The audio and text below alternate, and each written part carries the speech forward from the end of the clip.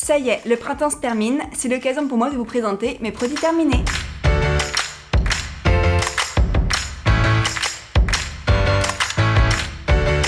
Coucou tout le monde! Ça y est, on arrive à la fin du printemps, donc je vais vous présenter mes produits terminés durant ces 3 derniers mois.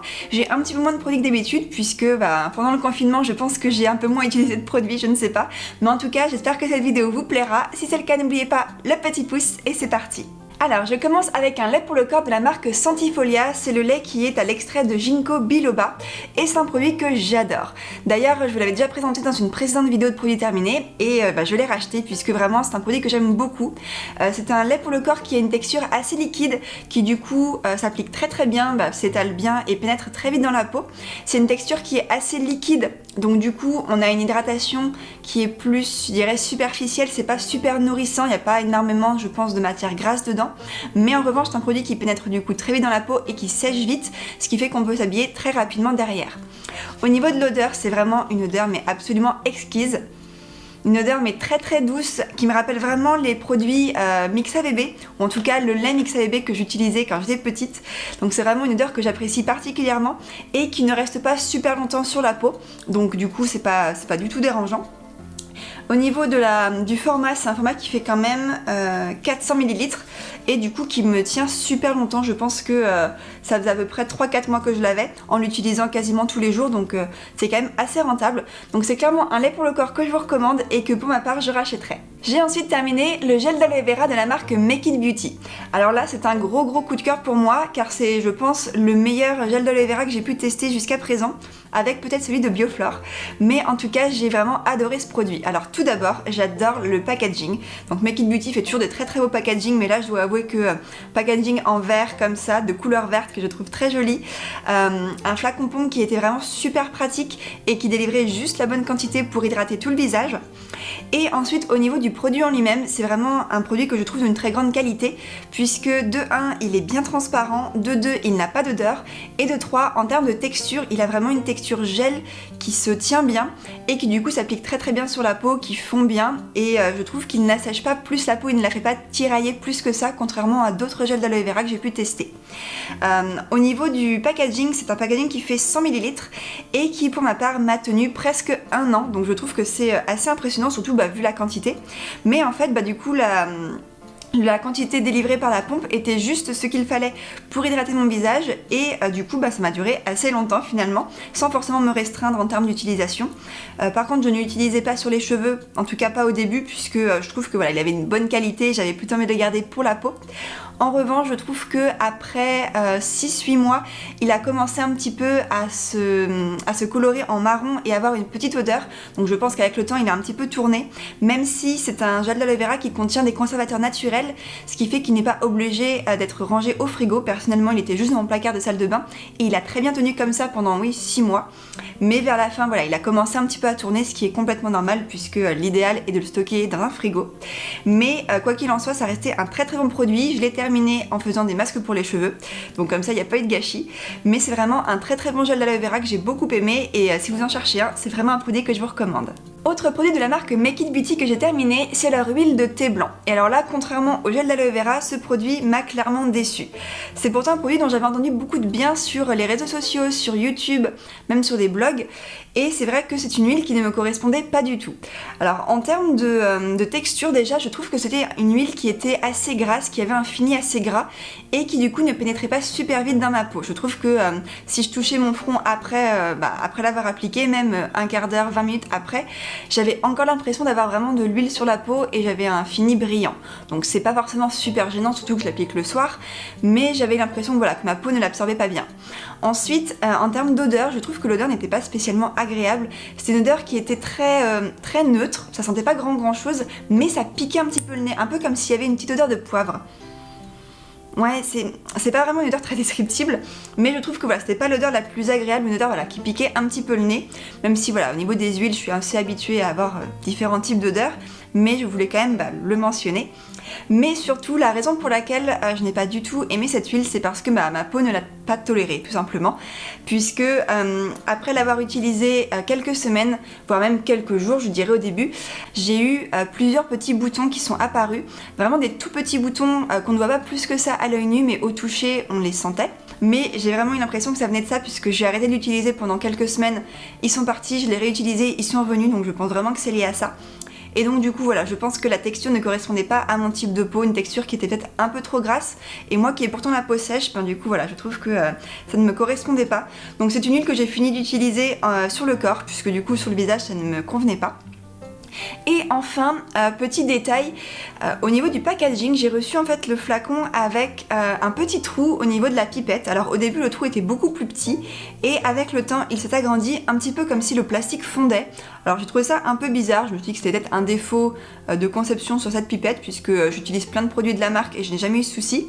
Mais je serais curieuse de savoir si vous aussi vous avez déjà eu ce genre de problème avec voilà, le plastique qui fond au niveau de la pipette. Quoi qu'il en soit, ça n'a pas été super gênant puisque dès que je l'ai reçu en fait, dès que j'ai reçu le produit et que je me suis rendu compte de ça, j'ai échangé la pipette avec un autre flacon que j'avais quasiment terminé, ce qui fait que du coup j'ai pu l'utiliser sans souci avec la pipette, mais je voulais quand même vous le montrer pour que vous sachiez que ça peut arriver. Et puis voilà, j'aimerais bien avoir votre retour, savoir si vous aussi vous avez déjà eu ce genre de soucis. Le produit suivant est une eau florale de la marque Eolessence, une eau florale de bleuet. Alors c'est une marque que vous avez sûrement déjà vue sur ma chaîne puisque j'aime beaucoup leurs eaux florales.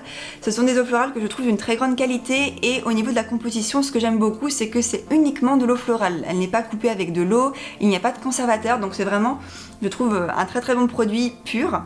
Au niveau de la quantité, c'est un flacon qui fait 500 ml, donc je trouve que c'est quand même assez économique et ça dure très longtemps.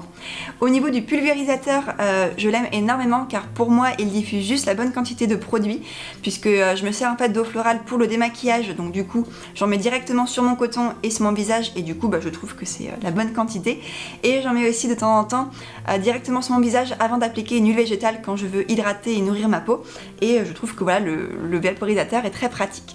Donc c'est vraiment un produit que j'aime beaucoup. Au niveau de l'odeur change un petit peu selon les lots je dirais, puisque la première fois que j'avais testé cette eau florale, je trouve qu'elle sentait un petit peu le miel.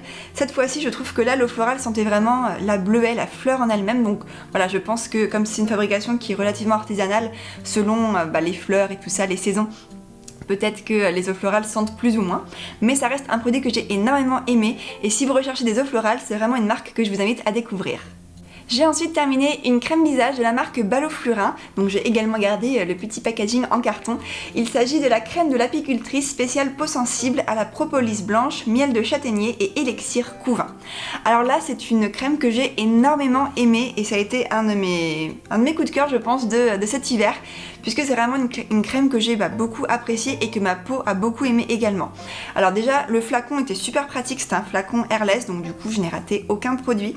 Et je trouve que même s'il n'y avait pas forcément beaucoup de produits, la quantité est de 30 ml, il m'a duré quand même super longtemps, car peu de produits suffit, puisque c'est une crème qui a une texture assez liquide, une texture très très fluide, et du coup qui s'appliquait bien sur la peau et qui s'étalait bien, et du coup peu de produits suffisaient à recouvrir tout le visage. Alors c'est une crème qui a une odeur très très douce, très très légère. Je pense que ça sent vraiment la propolis blanche, on sent une petite odeur végétale mais pas plus que ça, et c'est une odeur qui ne reste pas sur la peau dans tous les cas. Un produit que j'ai beaucoup aimé utiliser, qui hydratait je trouve vraiment en profondeur. J'ai sentais vraiment ma peau qui était douce et bien hydratée pendant toute la journée, donc ça c'était vraiment top.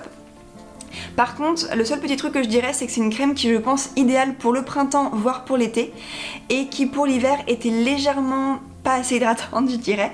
Donc du coup la petite astuce que j'ai trouvée, c'était que je vaporisais un tout petit peu d'eau florale sur mon visage avant de l'appliquer, et du coup la crème se mélangeait à l'eau florale et du coup ça devenait un soin beaucoup plus hydratant. Mais ça reste un produit que j'ai beaucoup aimé. Personnellement je pense que je rachèterai cette crème, mais du coup plus pour le printemps ou l'été, mais ça reste une très très belle découverte que je vous invite à découvrir. J'ai ensuite terminé un combo shampoing après shampoing de la marque Madara de la gamme Nourish and Repair. Donc le shampoing et l'après-shampoing, et c'est un combo que j'ai bien aimé mais sans plus. Au niveau du shampoing, c'est un shampoing, d'ailleurs les deux avaient une odeur qui était très végétale, qui sentait un peu les sapins je trouve, mais une odeur que je trouvais super agréable. Ouais, ça sentait vraiment les sapins, et vraiment une odeur très fraîche. Super agréable, et dans les deux cas ils m'ont quasiment duré la même durée. Je pense que j'ai dû les utiliser pendant un peu plus de 2 mois et demi peut-être. Ouais, je dirais ça à peu près. Et en tout cas, ce sont des produits voilà, que j'ai bien aimés, mais je n'ai pas vu d'effet waouh ou d'effet spectaculaire. Au niveau du shampoing, c'est un shampoing qui moussait super bien. Peu de produits suffisaient pour laver tout le cuir chevelu. Il n'a pas asséché mes cheveux. Au contraire, bah, comme il s'appelle voilà, Nourish and Repair, c'était pour ça que je l'avais choisi en me disant qu'il allait peut-être même nourrir mon cuir chevelu. De ce point de vue-là, j'ai pas vu une très grande différence, mais il ne l'a pas plus asséché que ça. Et voilà, en termes d'utilisation, il restait agréable. Au niveau de l'après-shampoing, c'était une texture qui était assez crémeuse, qui s'appliquait très bien sur les longueurs, qui se rinçait bien. Il démêlait bien les cheveux également. Mais pareil, je n'ai pas vu un effet waouh, je n'ai pas senti de différence au niveau du toucher sur les cheveux, que ce soit sur cheveux mouillés, donc quand on les rince. Souvent quand on rince un après-shampoing, on peut sentir directement s'il y a un petit effet un peu gainant ou nourrissant. Ou des fois même quand ils sont secs après. Là, j'ai pas senti de différence particulière, mais il n'a pas fait de mal à mes cheveux. Je trouve que voilà, il faisait bien son boulot de les démêler, il les nourrissait quand même à peu près, on va dire. Donc ça reste un combo que j'ai bien aimé, mais personnellement, je ne les rachèterai pas car voilà, je n'ai pas vu une différence spectaculaire. J'ai ensuite terminé deux dentifrices, donc deux dentifrices qui contenaient du fluor. Le premier c'est celui de Logodan qui était le Daily Care, donc un dentifrice assez classique. Et le deuxième c'était celui de Lavera qui s'appelle Complete Care et qui là était protection 5 en 1. Donc dans les deux cas, je trouve que ces deux dentifrices se ressemblaient beaucoup et à plein de niveaux. En termes d'odeur, je trouve qu'ils avaient tous les deux une odeur assez fraîche, mais pas non plus extra fraîche. C'était vraiment un dentifrice voilà, tout à fait classique, en tout cas des dentifrices tout à fait classiques, mais qui voilà, qui avait un bon goût mais qui ne faisait pas non plus une haleine super fraîche comme j'ai pu voir avec d'autres dentifrices. Au niveau de l'utilisation, les deux moussaient très bien, lavaient bien, laissaient une sensation agréable dans la bouche après. Je n'ai eu aucun souci ni avec l'un ni avec l'autre. Celui-ci avait une pâte qui était peut-être légèrement plus pâteuse, justement une texture blanche. Celui-ci était vert pâle, texture un peu plus gel, mais dans les deux cas je trouve qu'il l'avait très bien. J'ai vraiment apprécié utiliser ces deux dentifrices et ce sont des produits que je peux très facilement racheter. Donc voilà, si vous cherchez des dentifrices au fluor, ce sont deux très bons produits. Et enfin le dernier produit, ce n'est pas moi qui l'ai terminé mais mon copain, puisqu'il s'agit d'un savon solide de la marque Les Savons de Joya. Donc là c'était le savon Amande Douce Avocat. C'est un savon que mon copain a énormément apprécié et à chaque fois en fait je lui demande de me donner une note sur 5 pour ce produit, parce que pour chaque produit qu'il teste, pour que je puisse moi aussi vous en parler après. Et sur celui-là il lui a donné une note de 5 puisqu'il a vraiment beaucoup aimé ce produit. Il a duré super longtemps, il ne fondait pas dans la douche, il lui a duré quasiment 2 mois et demi, donc je trouve que c'est assez long pour un savon solide. C'est un savon qui moussait très bien, qui avait une odeur très douce, peu marquée, qui n'a pas asséché sa peau du tout. Et voilà, il a beaucoup apprécié l'utiliser.